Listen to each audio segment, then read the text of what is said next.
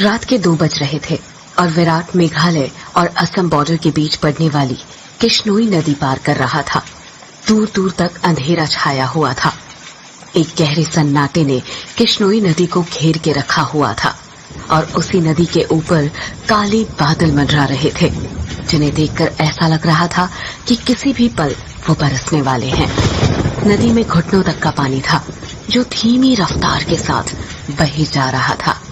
विराट के एक हाथ में मोबाइल का टॉर्च था तो दूसरे हाथ में साइकिल का हैंडल। विराट पैदल पैदल मोबाइल के टॉर्च की रोशनी के सहारे नदी पार कर ही रहा था कि तभी उसका मोबाइल फोन बजने लग जाता है। विराट ने फोन उठाते हुए कहा, हाँ वंदना, बोलो। मोबाइल के अंदर से एक औरत की आवाज सुनाई देती है। कहाँ तक पहुँचे आप जी? किश्नोई नदी तक पहुंच गया हूँ वंदना, बस ये किश्नोई नदी पार करी और फिर मैं सीधे तुम्हारे पास। वंदना की घबराते हुए आवाज सुनाई देती है। क्या कहा?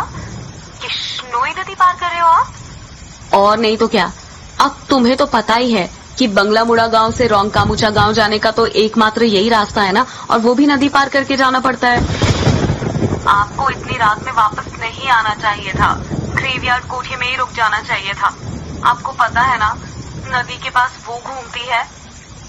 विराट हैरानी के साथ पूछता है, वो घूमती है मतलब? आपको सब पता है, पर फिर भी आप जानबूझकर ऐसा बोल रहे हैं ना। माँ जी ने बताया था ना कि नदी पार करते वक्त उसका नाम नहीं लेना चाहिए, वरना वो सच में आ जाती है। वंदना, तुम भी ना कहाँ माँ की बातों में आ गई। लगता है माँ ने तुम्हें भी यक्षिणी की कहानी।